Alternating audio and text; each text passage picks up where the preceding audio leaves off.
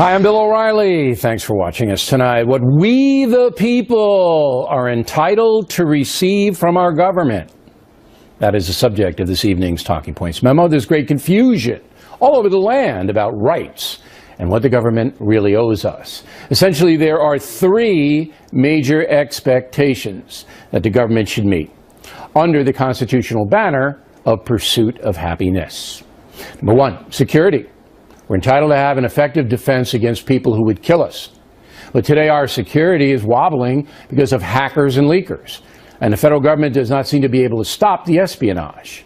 While many Americans don't pay attention, this issue, that we cannot guard our defense secrets or even protect the President of the United States when he talks to a foreign leader, is something that America has never seen before.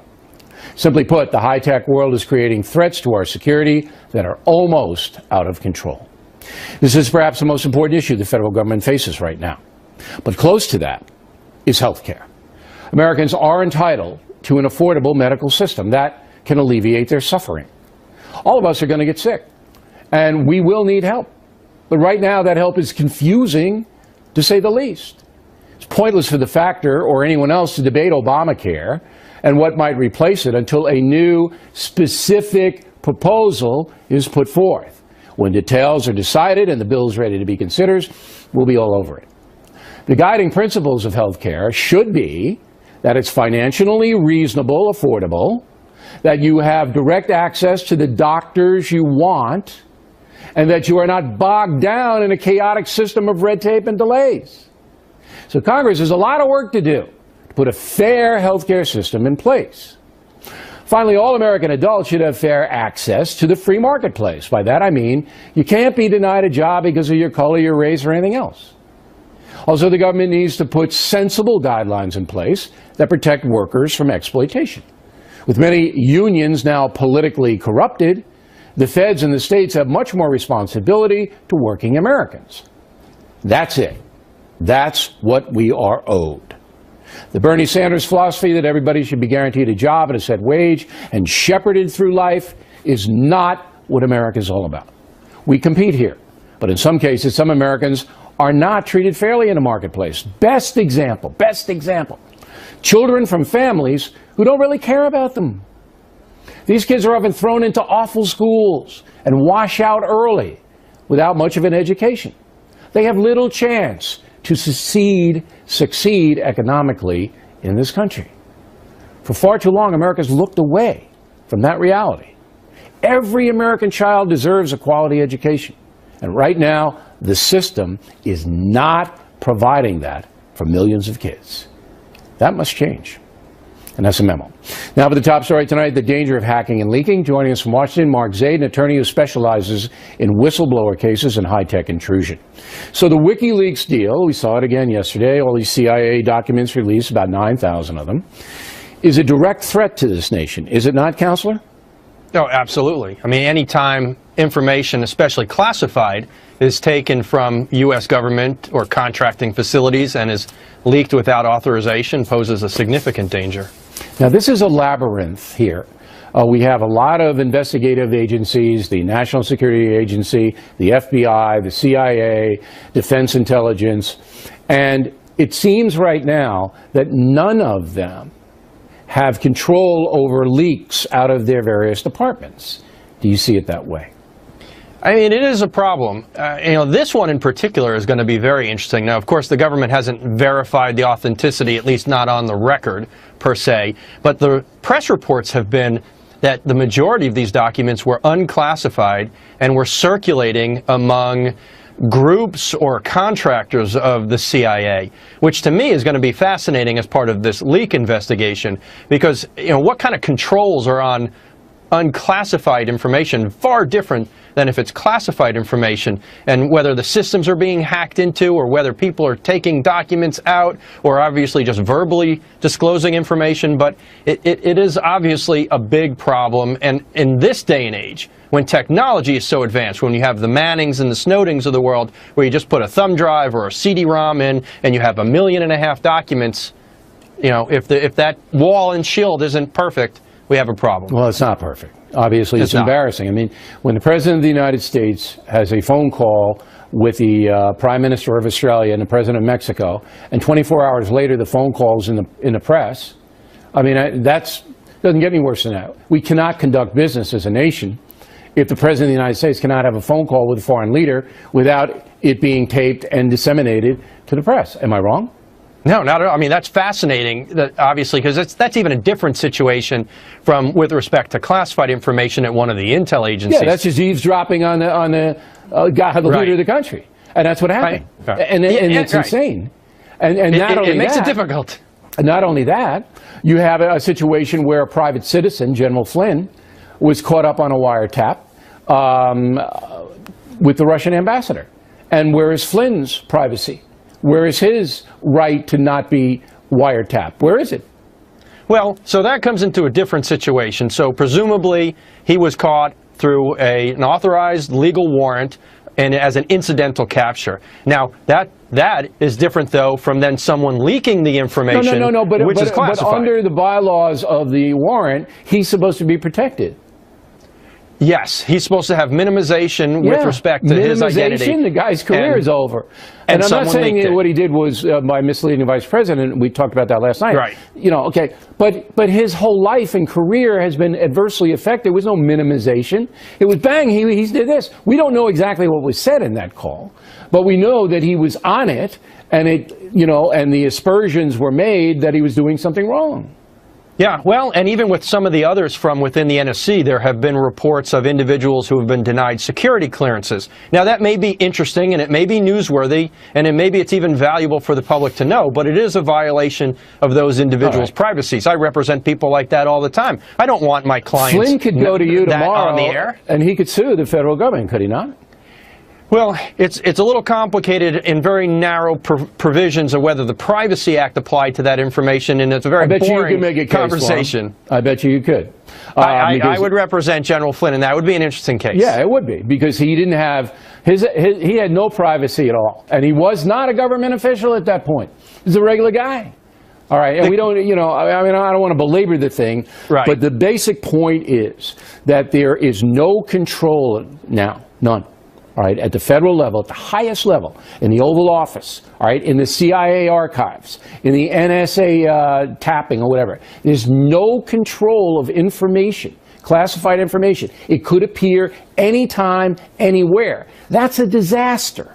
Last word. Well, there's obviously control, but the controls have some deficiencies in them. And one of the things to cure that would be a more secure and proper system for whistleblowers to be able to go internally rather than externally. I know it's your issue, but it's an ancillary issue. They cannot protect, they being the government agencies, they cannot protect their secrets. They can't. And they got to work on it. It's really dangerous for this country. Counselor, thanks for appearing. We appreciate it. Next on the Rundown. It is the FBI's job to protect us from hackers and leakers. Is the Bureau doing that? And later, press reports say FBI Director James Comey furious with President Trump. Bernie Goldberg is following that story. Up ahead. Impact segment tonight. As we reported last night, some members of the House Judiciary Committee have asked the FBI Director James Comey to testify about classified information leaks and cyber attacks. Joining us from Washington, two members of that committee, Congressman Eric Swalwell, Democrat from California, and Louis Gohmert, Republican from Texas. So, Congressman Gohmert, you did not sign the letter asking for Mr. Comey to appear. You don't think it's worthy? Well, in two places in the letter, it mentions wanting to be briefed by Comey about the Russian situation. And if anybody for anybody that does watch Fox, and we know that's a big audience, we have seen reports about the CIA actually says they have the capability to hack in and leave a Russian footprint. We have heard clearly from a number of people that there is absolutely no evidence of the Russians interfering with our election. I think it is a waste of time. What I'm more concerned about, Bill, is the people within the Intelligence Committee that have lied to us in Congress and lied to those of us that have been on the Judiciary Committee for a while, when they've said, look, you'll never know if it picks up an American citizen, that name will be masked. It will take a court order to release that. Yeah, that's what. But Comey could. That's what Comey I want could to address dig that. into. You see, I want. Look, And I understand what you're the letter saying. requested. They want to know about the Russian situation. Well, Yeah, I'm but not gonna you're never going to perpetuate get to that the bottom anymore. of that in the testimony Yeah. before your committee. But what you will That's right. get is an overview of what the FBI is doing and how it sees this. How about you, Mrs. Swalwell? I mean, some Democrats don't even want to hear from Comey. Do you? I do, and I have faith in our intelligence community because they're all we've got. They're protecting our national security. But the dots in this investigation continue to connect Donald Trump and his team to Russia. And the biggest question now is whether they were working with Russia while the attack on our democracy was going on. Can you give me one piece of evidence that supports that theory, the dot theory? Because I don't have it here. Yeah. One piece of evidence that Russia colluded with the Trump campaign. Give me one. Yeah, and Bill, right now there's prior personal, political, and business ties, and the investigation that we would like to see is whether they were working Congressman, with give Russians. me one piece of Sure. solid information connecting the campaign to the Russians. Give me one. Carter Page, a month after it was revealed that Russia was attacking us, travels over with the campaign's permission to Russia. Now, I don't know why anyone would go to a country that is attacking us during a presidential campaign who is the president's foreign policy advisor. We need to run that one down. Congressman Gohmert, do you know anything about Carter Page traveling to Russia? Well, I understand that he had no official tie with the Trump campaign, but that he did have some conversations, some ties to Russia, but that's not the Trump administration. But Bill, having watched your show most every night, often I'm watching the rerun, but it's still just as cogent when it's a rerun. But the real issue, the real threat to our democratic republic is that we have intelligence officers who have gained access to information by the powers Congress has given them. They've lied to Congress about how they're using it. Do you know who's lied, and now though? Can you give me a name? they're using it to manipulate All right, the I got it. themselves. Can you give me That's a scary name? stuff. Somebody's lied to you? Can you give me somebody in the intelligence? Well, I can't.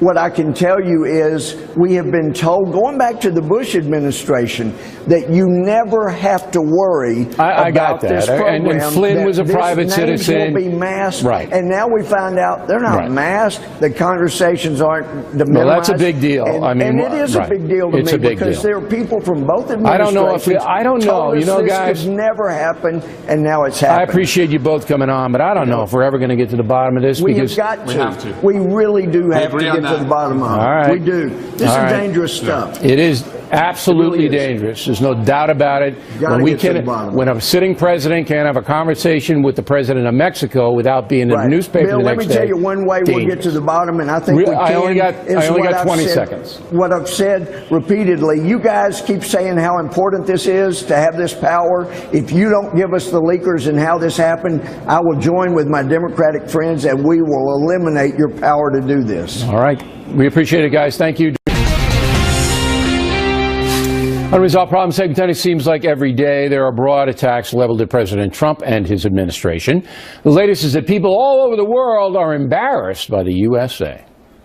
The United States, just isn't a very attractive ally any longer. So, this really does have consequences for us as we're trying to build alliances. We're trying to build coalitions around the world to fight extremists, to fight challenges like global warming. We can't do that if people feel embarrassed to be associated with the United States. Here now to analyze, Abby Huntsman, co-host of Fox and Friends Weekend. From Washington, Jillian Turner, national security expert. Jillian, when you heard a soundbite like that, or when you hear a soundbite like that, do you buy it? I don't buy it. The first thing I think is that it's kind of ridiculous to say that foreign countries should be embarrassed or ashamed of the United States. But then the immediate second thing I think is, as a sitting senator, shouldn't the bar for critiquing the president, which is a perfectly legitimate thing to do, shouldn't that bar be a little higher than kind of name calling? Does I mean, the where is name the Harry substance? Reid mean anything to you? There's no bar. I mean, look, they're all in business to destroy each other. Both parties want to destroy the other. But I'm Unhelpful. I'm glad is what I that would you say. feel that it's ridiculous to say that people are embarrassed by the USA. Far left loons like Senator Murphy are embarrassed. I mean, I think that's true, and you can find them in every country. But the consensus is what? Right. Well, Pat Murphy, I mean, I think he's trying to be the foreign policy voice for Democrats. No, he's running for forward. president. Oh, yeah. So he's really yeah. trying to Yeah, be that's as what he's political doing. as he can get. Look, but that's a big statement to make, to say that our allies are embarrassed by us. If you're going to make a statement like that, you have to back it up with some evidence. No, he doesn't. Has he? Well, I think you do. But he doesn't have to back it up. Has he because the called liberal- other leaders and asked them how they feel about this country right now? No. Of course he doesn't. But you say he has to back it up. The American press isn't going to hold him to the fire. They're not going to say, hey, that's irresponsible. We're probably the only show doing this segment tonight. He doesn't have to back up anything. All he has to do is throw a bomb after bomb after bomb. Now you... What does that lead to, Bill, though? I mean, chaos. Ultimately, Democrats need to win elections if they really want to make a difference, right? Well, and I've traveled around this country. They're not going to win elections by foreign policy. But you're an interesting study because your father Where is this going? is going to be appointed ambassador to Russia, right? Well, I will go with what the White House is saying on that one. Yeah, so Abby's father is going to be the new ambassador to Russia. You lived in Beijing, China, when your father was ambassador to China. Did you think that the Chinese were embarrassed by the USA when you were over there? No, if anything, they idolize the USA. The folks did. They idolize what's going on here, places like Google, like Facebook, these companies, so they can never do over there. I actually called my dad today and asked him, because he just got back from China and Japan. I said, when you were there, were people embarrassed about this country? And he said, no, actually, they were pretty amazed at our politics and how we could go from such extreme chapters, going from 8 years under President Obama to now this movement under Trump, which is he's taking it in a very different direction. I think places like China are fascinated by that because their government doesn't change. No, they're all, you do it my way or we hurt you. Now, Jillian, overseas, I would think it would be fair if Senator Murphy were a responsible man, which I don't know him, but that statement was irresponsible to say, look, there are some countries that are worried. And there are. There are some countries that are worried about Donald Trump. There's no question about that. And I think that's a legitimate statement because we all have to see how it plays out, correct? Correct. You said to Abby a minute ago, where is this all going? Meaning, where is this kind of, where are these kinds of really politically motivated insults going? And I think the answer there, especially for Senator Murphy, is this is going downhill for the entire Congress really quickly. Mind you, the big news story lately about Congress has been that for the first time in years, its national approval rating is up to something like 28%. Wow, isn't that considered high, though? I mean, very high. That is, but that's what I'm saying that with some irony here. This is high for the Congress. So I think that's a cautionary tale. Do you know why that is? For the entire Congress. Why it skyrocketed? Well, it's up to 28%. Let's not overblow it. Do you know why? I don't. Okay, the reason that it's up to 28%, a paltry number, but better than 6%, is because the Obamacare is being thrown out. And that's why it's going up. Yeah, but you know what, Bill? People are so tired of the negativity. You know, I've traveled around going to diners every week around this country. Yeah. They want people to give President Trump a chance. We're on day 49. I think most Americans are fair. So let's be critical. Let's be critical when the time and place for that is. I want a cheeseburger with a big Russia? pickle. Next time you go to the diner, please bring it back. Oh, the diner. She never puts on any weight, ladies and gentlemen. He goes to the diners all the time, and I don't know how that happens. All right. Thank you, ladies. Plenty more ahead as the factor moves along this evening. Are drug dealers killers? In Florida, there's a proposed law that would designate them that way. True Serum segment tonight. Florida may get tough on drug dealers, and George Soros donating hundreds of millions of dollars to groups associated with the Women's March and the work stoppage yesterday. Here now, True Serum correspondents Eric Shawn and Shannon Bream. So tell me about the Soros deal, Shannon. Well, he has been very supportive of a number of the groups that have had these big marches against the president, essentially. The Media Research Center cracked these numbers down. They said 100 of the groups received $246 million from Soros over the last 14 years. You know, he poured estimated $25 million into Hillary Clinton's election campaign and some down ballot races as well. But this march yesterday, many of these groups are directly linked to him and his donations. Okay, so let me just stop you there. There are a number of political groups that helped organize the big women's march that we're looking at, right? Okay. Soros gave $250 million or whatever it was to 100 of these groups over a 14-year period. Is there an implication that he pulls strings? He tells them what he wants? Is he the puppet master? Some people would say that, but the fact is that a number of these groups have very specific ideologies, and by pouring his millions of dollars They're all into left-wing them, groups, these are right? very progressive groups, and those are the ones he's chose to, vote Yeah, for because essentially he's with his an money. uber leftist. And he doesn't like Trump. He's made that very clear. He says Trump's going to be the death of democracy, but he's the one who wants open borders, one world government, Sure. one world religion, and So we all know who he is, but I don't think that most Americans are aware on how involved he is on these demonstrations. Now, I don't know yesterday, I mean, some of the ladies didn't go to work. You showed up, right? I went to work. Yes, I did. Yeah. I thought that was a and good you did way. a nice job, by the way. Oh, thank you. I thought it was a let's good hear way it for to. Miss Shannon. You did a very nice job. That was a good way to demonstrate yeah, you could have my been, skills could and have my been out value. here. And we did a segment on it last night. I'm sympathetic. I mean, I want women to be treated equally as men. But I also know that there's a big political push behind this movement, and the push is coming from the Soros left. And I asked some of the people who participated yesterday, is this a pro-woman march or is this an anti-Trump march? And they pretty much admitted this is anti-Trump. Anti-Trump. And, they won't let conservative groups or pro-life women's groups be a part of what they're doing, so I'm not sure All it's right. a women's group. Okay, now let's get down to Florida. Now, as you know, I disagree with President Obama's kind of soft touch on drug dealers. All right? He doesn't consider them violent. He doesn't consider selling hard drugs a violent crime. This is President Obama. In Florida now, there is a move to make the sale of one particular drug, if you do it and somebody dies, you're charged with murder. That's correct? it, and that's fentanyl. Right now, if you're in Florida, Bill, you're a dealer, you sell cocaine or heroin to somebody, and they die, you get charged with felony murder. But you've got this overwhelming epidemic in our country of the opioids, of fentanyl, and that is not the case now. And This is synthetic heroin, right? Exactly, synthetic drugs, exactly. And if you sell that and the person dies, that's the huge loophole. This is the bill. It is a huge bill that's right now going to be argued next month in Tallahassee, and it will charge a dealer who deals. So with right now in fentanyl. Florida, if you're a dealer and you sell cocaine or heroin, somebody dies, you can be charged with murder, right? Yes. I think that you can do that in most states, but very few prosecutors do. Yeah, they don't do it. And there's really just one prosecution of fentanyl in Florida. It was last year in Palm Beach, where a guy who allegedly sold fentanyl to someone who then died, he was convicted, got 30 years. That's the only case. Okay, that's what has to happen. Now, is there a big opioid heroin problem in Florida? It is huge. More than 700 people dying of fentanyl in 1 year. Is that right? And 700 on fentanyl alone? Yeah, and it has been growing In Florida. across the country, and it really deals with all these synthetic mixtures. Yeah, sure. That has just raised such. I said to somebody the other day, I mean, if you're taking that drug, I mean, hard for me to feel sorry for you. I mean, because it's like taking cyanide. That's how dangerous this thing is, you know? All right. Thanks very much, guys. We appreciate it. We come right back. Fake news. What is it really? Bernie Goldberg, moments away.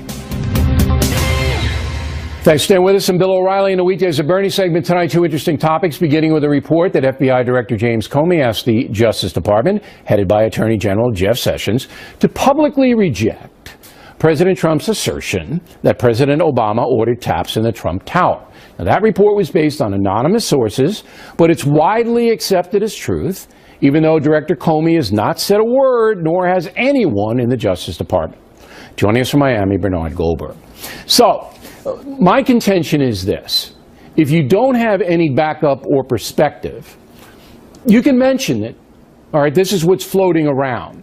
But you got to stop there. You can't build speculation unless there's somebody on the record saying something. Am I wrong?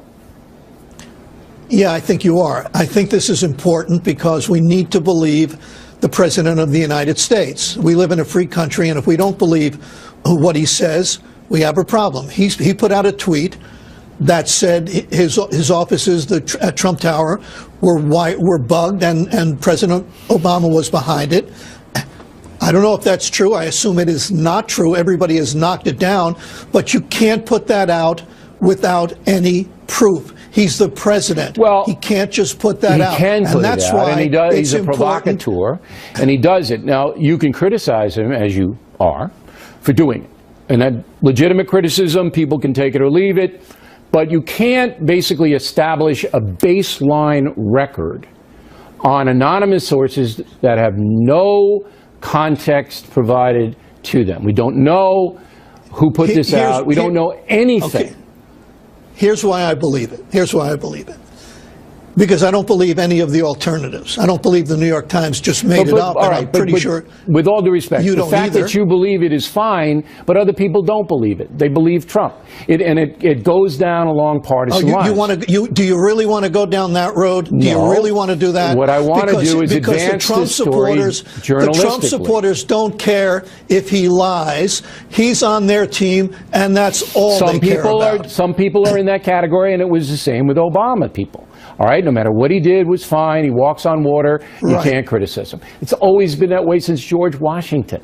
But journalistically speaking, we're starting to build baselines of fact based on no facts. There aren't any facts in this story, in the sense that we don't know if Comey said that. We don't know if anybody at the Justice Department was told that. So it's no baseline. That's all. No, I just couldn't disagree more. Let me finish this thought.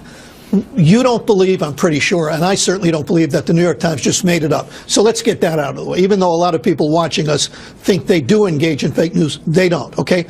That's out of the way. I don't believe that the reporter was simply a stenographer who just took down what somebody said and put it in the paper. They need backup sources. No, I believe that Comey would have said something by now if it didn't happen, and I sure as hell believe that Jeff Sessions would have said, Comey never came to me. He's a Republican. So the Sessions thing is interesting. That's interesting, and we may be able to get to the bottom of that. All right, look.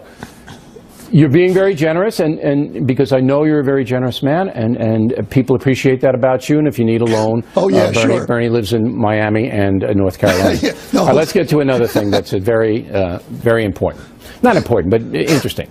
There's a big radio station here in New York City called WFAM, and it's a great sports thing. It's a lively debate. And one of the stars on WFAM is Mike Francesa, and he said this the other day. Go.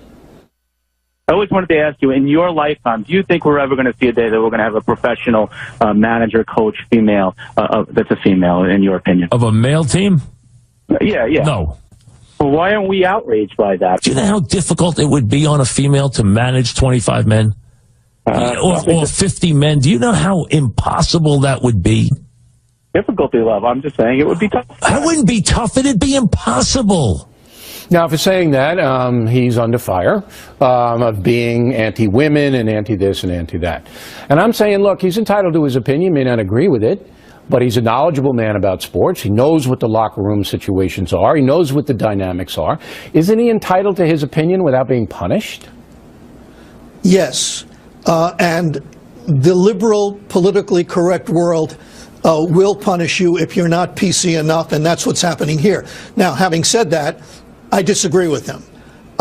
When it comes to, let's take football off of the field, so to speak. It's a violent game, and I don't think football players would respect anybody who hasn't either played the game or coached at a very high level. So let's take that off. But basketball and baseball, there are only two kinds of coaches in those areas, those who have been fired and those who will be fired. They just recycle the same guys over and over again. I don't disagree. If a woman... I don't disagree that a woman could coach a men's basketball team, 12 players, that could happen.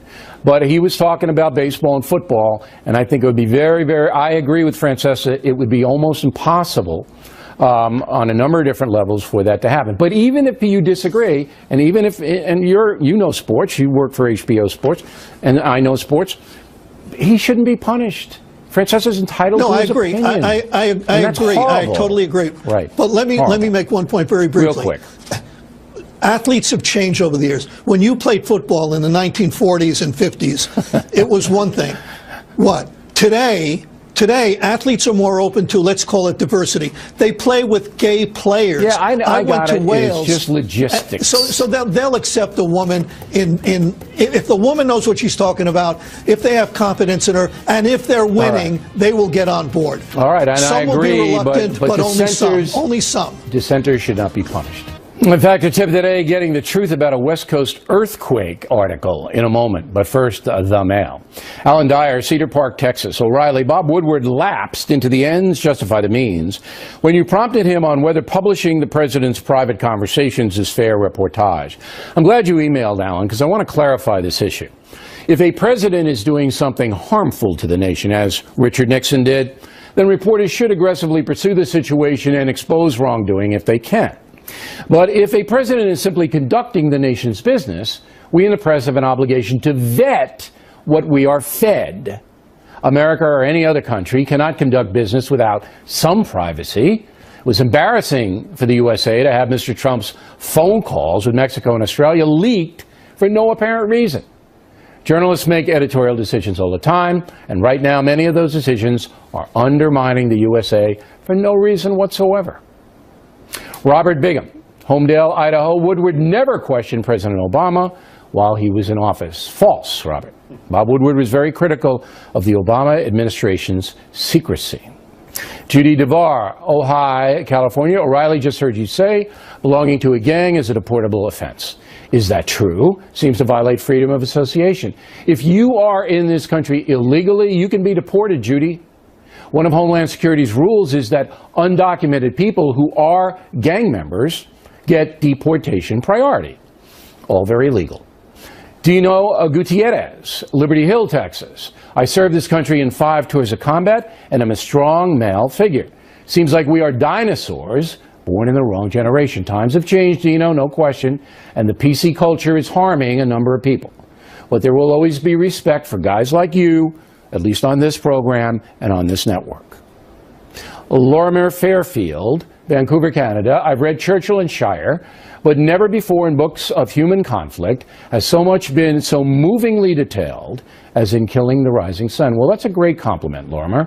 Martin Dugard and I don't consider ourselves Winston or William, but we do try to paint a vivid picture of heroism and evil in our history books. Thanks for reading Killing the Rising Sun. Tom McKay, Phoenix, Arizona. Bill, my 12-year-old son Elijah loves history. Can he become a BillO'Reilly.com premium member? Absolutely, Tom. And I'm sending him a membership. Also, all premium members get the Talking Points memo emailed daily. And now, because we like you, everybody can get that. Simply go to the website, BillO'Reilly.com, sign up for the free newsletter. You get the T-Points mailed to you every day. And a very happy birthday to Henry Halverson, 100 years old, in Rancho Palos Verdes, California. Fine Science Fact today, we have been advising you to be very skeptical of what you read. Last night, I told you about an article in the Associated Press headlined, California Fault Could Cause Magnitude 7.4 Quake. Ooh. The report based on a study by the Scripps Oceanography people, showing some fault lines around Los Angeles and San Diego. Pretty alarming, right? Well, for 2 days, we've tried to get more information. Is the quake inevitable? Likely. Just a theory. What? We still can't get an answer. For 2 days from these Scripps people. They won't clarify. Bad. Bold headline, little definition. Continue to be skeptical. Factor tip of the day. And that is it for us tonight. Please check out the Fox News Factor website, different from BillO'Reilly.com. Also, please spout up about the Factor from anywhere in the world. O'Reilly at FoxNews.com, O'Reilly at FoxNews.com. Name and town if you wish to opine. Word of the day, do not be tautological. Ooh, huh? If you know that word, you're good. Do not be tautological when writing to the Factor. Again, thanks for watching us tonight. I'm Bill O'Reilly. Please remember this spin stops here. We're definitely looking out for you.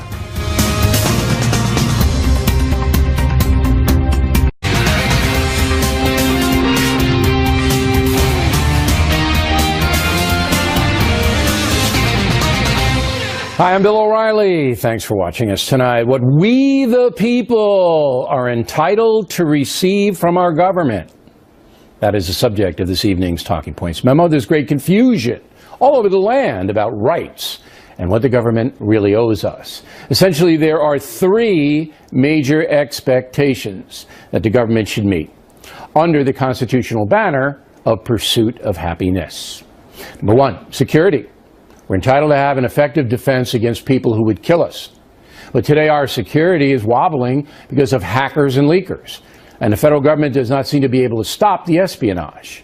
While many Americans don't pay attention, this issue that we cannot guard our defense secrets or even protect the President of the United States when he talks to a foreign leader is something that America has never seen before. Simply put, the high-tech world is creating threats to our security that are almost out of control. This is perhaps the most important issue the federal government faces right now. But close to that is health care. Americans are entitled to an affordable medical system that can alleviate their suffering. All of us are going to get sick, and we will need help. But right now, that help is confusing, to say the least. It's pointless for the Factor or anyone else to debate Obamacare and what might replace it until a new, specific proposal is put forth. When details are decided and the bill is ready to be considered, we'll be all over it.